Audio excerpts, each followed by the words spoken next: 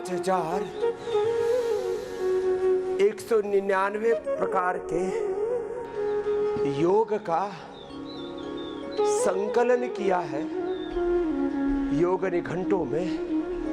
पूज्य आचार्य वार्ष्णेय जी महाराज जी का पुरुषार्थ हमारे परम आदरणीय कविराज मनोहर लाल जी का कवित्व और हमारी श्रद्धामयी पूज्य सन्यासिनी बहनें, श्रद्धामयी हमारी बेटी देव सुमना जी, देव सौम्या जी, देव कल्याणी जी, देवात्मदा झा जी, ऐसे बहुत पुरुषार्थ करके योग की विरासत, योग निघंटू, आयुर्वेद का तो निघंटू था जिसमें लगभग 800 से 1000 जड़ी बूटियों के बारे में वर्णन किया गया कि किस किस जड़ी बूटी के क्या क्या गुण धर्म है। द्रव्य गुण विज्ञान कहा गया उसमें। लेकिन योग के बारे में इस प्रकार का पुरुषार्थ नहीं हुआ था। योग की किसी भी बात से कोई तुलना नहीं। मैं देखता हूँ लोग जिंदगी भर भाग दौड़ करते रहते हैं, रनिंग भी करते हैं, चलते भी हैं, एक्सरसाइज करते हैं, जिम करते हैं, स्पोर्ट्स खेलते हैं, लेकिन फिर भी बीपी हो रहा है, शुगर हो रहा है, थायराइड की प्रॉब्लम हो रही है, यहाँ तक कि स्ट्रेस भी हो रहा है, कोलेस्ट्रॉल भी बढ़ रहा है, ब्रेन स्ट्रोक, हार्ट अटैक। लोगों को एक्सरसाइज करते करते भी बहुत बुरा हाल है। योग के नाम पर भी बहुत पाखंड चल रहा है, हर बात के नाम पर। शरीर का आदर करना सीखो, जीवन का आदर करना सीखो। एक एक व्यक्ति को यदि ठीक ठीक मूल्यांकन किया जाए तो 1,00,000 करोड़ रुपए का, क्या बोला, 1,00,000 crore. I am not talking about 1,00,000 या 1 करोड़ या 100 करोड़, 1000, 10, 20 हजार करोड़ नहीं, कितना, 1,00,000 करोड़ रुपए का कम से कम सबके पास शरीर है यदि इसका आर्थिक मूल्यांकन किया जाए तो। शरीर की एक एक कोशिका में प्रकृति परमेश्वर ने ब्रह्मांड के सारे रहस्य भरे हुए, ऐसे उसकी रचना की है। 1 सेल इक्वल टू 1 बॉडी और 1 यूनिवर्स। एक कोशिका जिसके अंदर 46 क्रोमोसोम्स हैं और 23,000 जीन्स हैं। उन जीन्स का जो expression RNA, DNA, protein phosphorylation के लेवल पर देखा जाए, एक एक सेल में 1,00,000 से लेकर के 1 करोड़ तक गतिविधियां और उससे कैसे जीवन चक्र चल रहा है। एक एक सेल, और वो अपने आप में इंडिविजुअल इकाई है। 1 से 2 सेल बनकर के फिर अलग हो जाते हैं और फिर एक प्रकृति परमेश्वर के द्वारा एक निर्धारित परिधि है, उसी में रहते हैं। 37 ट्रिलियन सेल्स अपने आप में भिन्न इकाइयां हैं। उस भिन्नता में भी कैसी एकता है, जरा सोचो। उनसे बनने वाले टिश्यू और ऑर्गन्स, उनमें कैसा सामंजस्य है, बहुत जबरदस्त। माने पूर्ण स्वाधीनता और पूर्ण अनुशासन, full freedom, complete freedom, complete discipline, coexistence, harmony. और उसे कैसे यदि ठीक से जीवन को चलाएं तो नव सृजन, न्यू क्रिएशन, कितनी उत्पादकता, सृजनात्मकता, रचना धर्मिता, कितना बड़ा तत्व जीवन के पीछे सन्निहित है। तो 5199 प्रकार के योग के प्रोटोकॉल की विरासत का पूरा वर्णन योगर्ष निघंटों में किया गया है। आप पढ़ लेना, जानना तो सही कितनी ऊंची है योग विद्या, कितनी ऊंची परंपरा है। क्या नाम है ग्रंथ का? योगर्षि निघंटु, योग निघंटु, बड़ा जबरदस्त। 5199 प्रकार की लंबे लंबे श्वासों के साथ ऐसे क्रियाएं, उसमें व्यायाम भी है, आसन भी है, प्राणायाम भी है, ध्यान भी है, बंद भी है, मुद्राएं भी है, उसमें बहुत कुछ है। इसका विधिवत इंटरनेशनल डे ऑफ योगा पर, अंतर्राष्ट्रीय योग दिवस पर इसका उद्घाटन हुआ। पूज्य आचार्य श्री के पुरुषार्थ को एक बार पुनः बहुत बहुत अभिनंदन है। बहुत पुरुषार्थ करते हैं पूज्य आचार्य श्री भी। हमारे वर्किंग आवर्स 3 से 4 बजे ही शुरू हो जाते हैं। कितने बजे? 3 to 4 AM। जब दुनिया जागती है तो हम एक शिफ्ट अपनी पूरी कर चुके होते हैं, हम डबल शिफ्ट में काम करते हैं, इसलिए तो सन्यासी बने। संसारी एक शिफ्ट में काम करते हैं, उसमें भी कुछ लोग कुर्सी तोड़ है, मैदान छोड़ है। हम डबल शिफ्ट में काम करते हैं। तुम 2-4 लोगों का परिवार पालते हो, यहाँ 5 लाख लोगों को तो पतंजलि से डायरेक्ट इनडायरेक्ट रोजगार मिल रहा है, और 1 करोड़ से ज्यादा कार्यकर्ता निष्काम सेल्फलेस सर्विस दे रहे हैं अपने। पतंजलि योग समिति, महिला पतंजलि योग समिति, कल भी पूरे देश में जो योग का जलवा देखा है उसमें 99% योगदान पतंजलि का है। इसके लिए अभिनंदन है। इस विरासत के साथ मैं कह रहा था, हमने वैज्ञानिक शोध किया, 10,000 से ज्यादा रिसर्च प्रोटोकॉल। अब जरा देखिए आप, हमने योग की 5199 प्रकार की विधियां, प्रविधियां, भेद प्रभेद, उपभेद, एक एक आसन के 10-10 प्रकार हैं, एक एक प्राणायाम के भी 10-10 प्रकार हैं। ऐसे उनकी शाखाएं, प्रशाखाएं, भेद प्रभेद, उपभेद, प्रकार भेद से उसके ऊपर विस्तार से वर्णन किया है।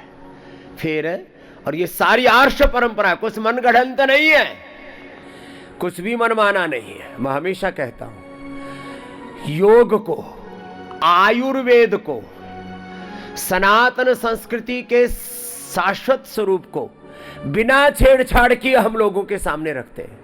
उसमें अपने मन की कुंठाएं, अपने मन के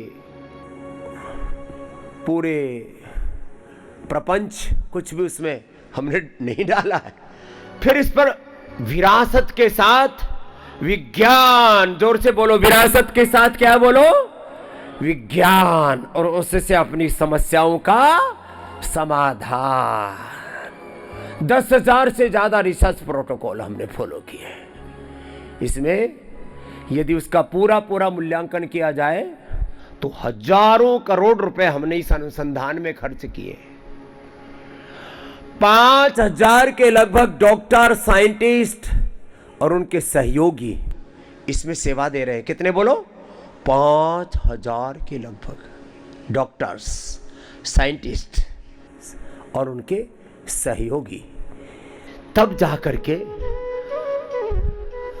5 लाख से ज्यादा भाई बहन योग में, आयुर्वेद में, स्वदेशी और सनातन धर्म की सेवा के इस अनुष्ठान में गौ माता की सेवा, दुखी मानवता की सेवा, भारत माता की सेवा और पूरे इस धरती माता की सेवा में अपने तन मन धन जीवन को, अपने बचपन को, अपनी जवानी को, अपने सर्वस्व को आहूत करके हम लगे हुए हैं।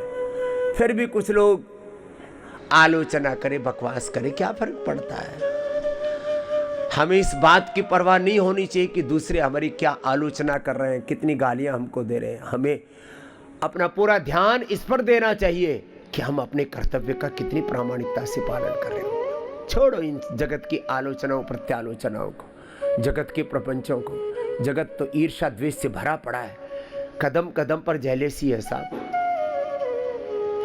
घरों में ही जेलेसी शुरू हो जाती है। एक परिवार में 2 बेटियां हैं, 2-3 बेटे हैं, एक ही माँ बाप के, उनको ही आपस में एक दूसरे से ईर्ष्याएं हो जाती है। थोड़ी दिनों के बाद में लड़ाई झगड़े करके अलग हो जाते हैं। और कुछ के तो हालात ये हो जाते हैं, एक दूसरे के साथ उठना बैठना तक बंद हो जाता है। बड़ी मुश्किल से मुनव्वर करके लोक लज्जा, लोक लिहाज में, शर्मा शर्मी में कभी कभी इकट्ठे होते हैं, और जब इकट्ठे होते हैं तब भी एक दूसरे पर वाक तीर चलाने से बाज नहीं आते हैं। इस संसार में जेलेसी और न जाने क्या क्या गंध भरी पड़ी है। हमको सत्य की राह पर चलना है बस। योग में, आयुर्वेद में और अलग अलग प्रकार के राष्ट्र निर्माण के जो तत्व हैं, health, education, research, innovation, invention, agriculture, industry, व्यक्ति निर्माण से लेकर के चरित्र निर्माण से लेकर के राष्ट्र निर्माण के प्रकृति संस्कृति के विविध आयाम, नेचर एंड एनवायरनमेंट, एग्रीकल्चर और एनिमल एंड हस्बेंड्री डिपार्टमेंट, 100 से अधिक ऐसे सेवा के आयाम है पतंजलि के। शताधिक 100 से अधिक सेक्टर्स में हम सेवा करते हैं।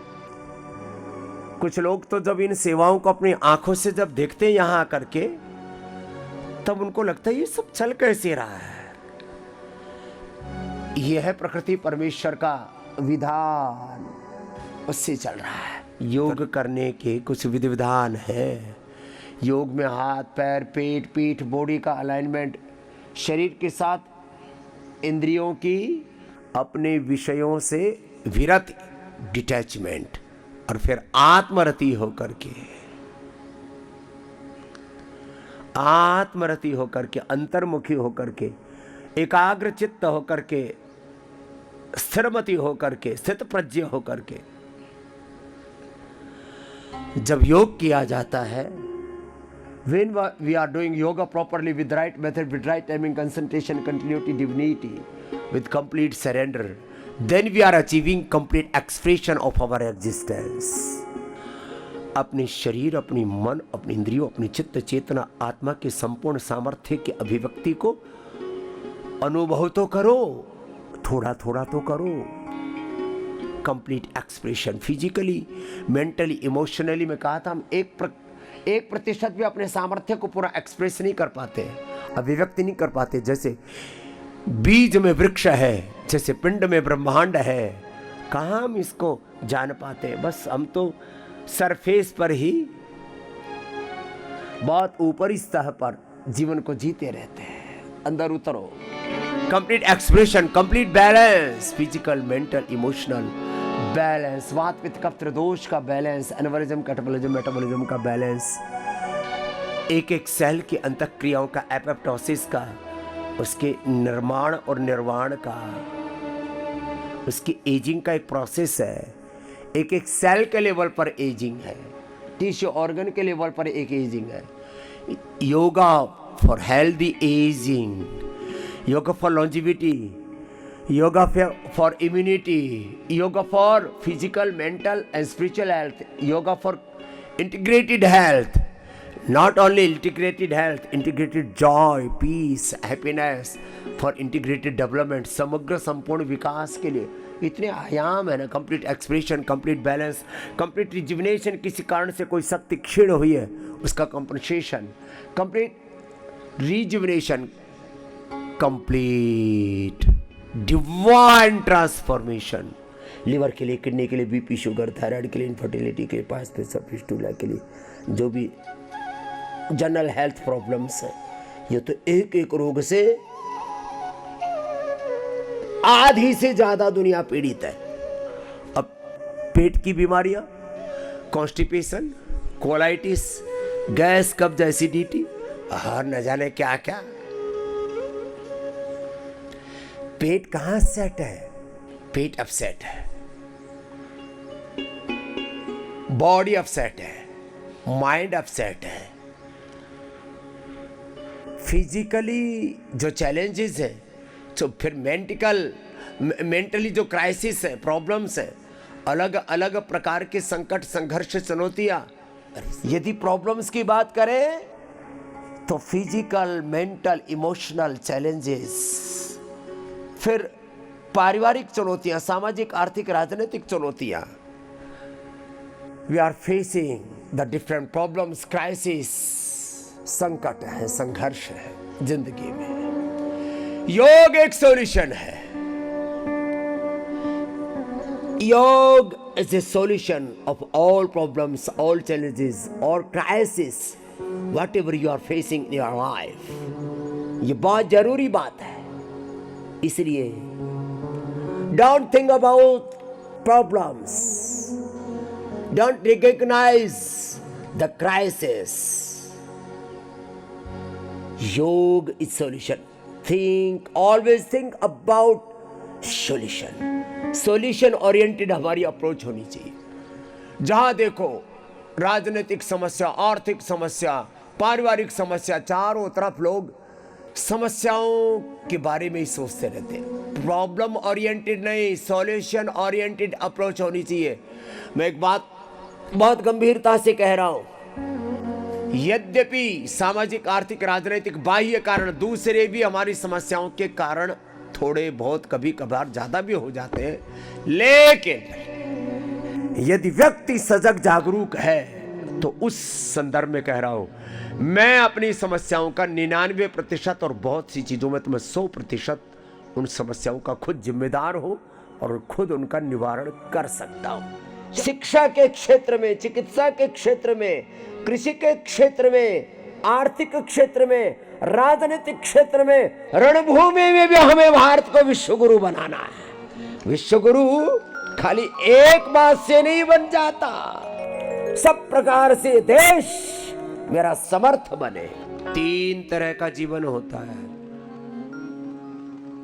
करोड़ों में कोई एक का जीवन होता है पूर्ण निर्दोष। बचपन से लेकर के अंतिम श्वास तक ये प्रथम कोटि का जीवन है। एक भी दोष ना हो। सुनना मेरे भाई बहन, एक भी दोष एक बार भी नहीं हुआ, एक भी बार नहीं। यदि ऐसा हो तो ये जीवन की परम धन्यता है। अब जीवन में तो हर कदम पर परीक्षा है, संकट है, संघर्ष है। कैसे लोगों की संगति रहती है, क्या क्या देख लेते हैं, सुन लेते हैं, और ऐसी अनजाने में भी भूल हो जाती है। एक बार भूल हो गई तो दोबारा भूल नहीं करना। क्या बोला? दोबारा भूल नहीं। जब गुरु हरि शरणागति में ज्ञान हो गया, यही ज्ञान योग है और यही सच्ची भक्ति है और यही सच्चा कर्म और पुरुषार्थ है जीवन का, कि दोबारा ना हो। एक बार भूल हो गई तो दोबारा उधर कदम नहीं रखना। बार बार भूल करने से आत्मबल कमजोर पड़ जाता है। क्षणिक आकर्षणों में, प्रलोभनों में व्यक्ति ऐसी पलक झपकते ही सावधानी हटी, दुर्घटना घटी। जरा सी खाने में असावधानी की, जरा सी सोचने में, देखने में, सुनने में, बोलने में, करने में, जरा सी छूने में, टच करने में भी, ये bad touch, good touch, bad thoughts, good thoughts, अच्छा सोचना, अच्छा देखना, अच्छा सुनना, खाना पीना, इसी को सम्यक दर्शन को योग अध्यात्म का है, इसी को जीवन का है। परहेज बहुत तरह के बताए आयुर्वेद में। अब देखो, धर्मशास्त्र की बात तो बताई, आपको आयुर्वेद शास्त्र की, चिकित्सा शास्त्र की बात बताते हैं। अब देखो, किसी को शुगर है और चीनी खाया जा रहा है, किसी को ब्लड प्रेशर है और नमक खाया जा रहा है, किसी को बवासीर है और मिर्ची मसाले खाए जा रहा है, कैसे ठीक होगा मेरे भैया? किसी को कैंसर हो चुका है, बीड़ी सिगरेट शराब पिए जा रहा है, तो मरेगा ना। तो बोले सबसे बड़ा परहेज क्या? बोलो नास्तिको वर्ज्यानम। जो नकारात्मक सोच के व्यक्ति हैं उनकी छाया भी नहीं पड़नी चाहिए। इसलिए जरा नकारात्मक बुद्धि वाले, नकारात्मक विचार, वृत्ति, प्रवृत्ति वाले लोगों से बच के रहना बस। बाकी जीवन में कभी तुम गिर नहीं सकते। एक बात कभी ध्यान रख लिया तो अपने आप ही उभरते चले जाओ। जहां देखो वहीं पर लोग पता नहीं क्यों उल्टी पुल्टी बातें करने में लगे पड़े। लोग तो लंबी लंबी छुट्टियां लेकर के इधर उधर फालतू में हांडते फिरते हैं। एक है हांडना, गांव की भाषा है, ये पूरी दुनिया हांडती फिर रही है, उसमें कुछ भी प्राप्त नहीं होता है। इधर उधर की बीमारियां, बुराइयां और कचरा पचरा लेकर के और बीमार होकर के लौटते हैं घर। क्या करने गए थे साहब? छुट्टियां मनाने गए थे। कहां पर? स्विट्जरलैंड में। अरे स्विट्जरलैंड से ज्यादा सुंदर है अपना स्पिरिचुअल लैंड। कितना अच्छा है। फालतू में दिमाग खराब हो रखे। दक्षिण घूमो, उत्तर घूमो, पूर्व पश्चिम घूमो, अपने देश में इतने सुंदर सुंदर स्थान है। पता नहीं क्यों लोग बाहर घूमने को जाते हैं। और मैं तो कहता हूं भाई घूमना फिरना भी हो जाएगा। किसी को पहाड़ों पर चढ़ने का शौक है तो 4 धाम के अलावा हमने भी एक पहाड़ में धाम बना रखा, वेदा लाइफ। उस पर घूमो, खूब ट्रैकिंग करो। रोज 10-15 किलोमीटर की ट्रैकिंग हो जाती है पूर्ण सेफ्टी के साथ। कोई शेर वगैरह भी उठा के नहीं लेके जाएगा आपको। वहाँ सुरक्षा के सब इंतजाम हैं। हाँ, एक दिन मैंने भी पूरी ट्रैकिंग की तो भाई पूरी ट्रैकिंग में पूरा योग हो जाता है वहाँ। एक बार जोरदार अभिनंदन है। ये भी वेदालय बहुत ऊपर है इधर हिमालय में। इतने सुंदर सुंदर जगह बना रखी हैं आपके लिए। यहाँ बोलो योगग्राम निरामयम। और फिर एक एक चीज को ना बहुत प्यार से संभाल के संजो के रखा हुआ है। एक एक काम को करने के लिए बहुत पुरुषार्थ लगाया। ये ऐसे नहीं बन गया ये सारा। इसको बनाने में 20, 25, 30 सालों की मेहनत लगी है। एक बार जोरदार अभिनंदन है वेदा लाइफ का, योगग्राम का, निरामयम का, वेलनेस का, योगपीठ का, पतंजलि रिसर्च फाउंडेशन का। इतनी बढ़िया बढ़िया सब सेवाएं चल रही है। इसका पूरा लाभ लो, पूरा लाभ लो। आप बहुत अच्छे से लाभ ले भी रहे। मैं तो कहता हूं 2-3 काम करो। एक तो खुद इसका लाभ उठाओ और सबको बोलो भाई 89546611333344555577000000 ये नंबर है। और फिर 180029611111 1800-296-1111 ये नंबर एक। और अभी तो पतंजलि कैरियर एकेडमी और पतंजलि सिविल सर्विसेज एकेडमी, जितने हेल्थ एंड सेफ्टी के रूल्स हैं सबको 100% कोई फॉलो करता है तो आपके सामने पतंजलि है। खाली योगग्राम निरामयम की बात नहीं, गुरुकुलम हो, आचार्य कुल हो, यूनिवर्सिटी हो, इसके ऊपर करीब हमारी 25% कॉस्ट बढ़ जाती है। सब चीज़ों को अच्छे से करते हैं, फिर उतना खुला, उतना ग्रीनरी, सारी चीज़ें करने में। यहाँ तो हमने 80% में ग्रीन कवर दे रखा है, 20% में ही पूरा हमने डेवलपमेंट किया है। कितना? चारों तरफ पेड़ पौधे, शाक सब्जियां, फल फूल, ये सब करने में ऐसे थोड़ी हो जाता है। इसमें हजारों लोगों का पुरुषार्थ लगा है। और हम भी खुद करते हैं अपने हाथों से, खेती बाड़ी से लेकर के, पेड़ पौधे बागवानी से लेकर के और तुम्हारी सेवा तक सब खुद भी करते हैं। हम खाली उपदेशक नहीं है। प्रवचन को हम धर्म नहीं मानते, हम तो जीवन के आचरण को धर्म मानते हैं। जीवन का आचरण ही धर्म है, श्रेष्ठ आचरण है। ऐसे चलो, हाँ, कपालभाति अनुलोम विलोम कर लो, थोड़ा सा धूप भी ले लो। 1 घंटे की धूप जरूरी है। 80% लोगों के शरीर में विटामिन डी की कमी हो रखी है। 50% लोगों को कोई ना कोई विटामिन की डेफिशिएंसी है। सिंथेटिक दवा खा रहे हैं, सिंथेटिक फूड खा रहे हैं। इन सब चीजों का बहिष्कार करो, एमएनसीज का बहिष्कार करो। हाँ, ये भी करना जरूरी है। कमजोरी ही बीमारी है। ये जो बहिष्कार शब्द है ना, बायकॉट, ये रोज मैं बताता हूं कितने पाप कर रखे हैं।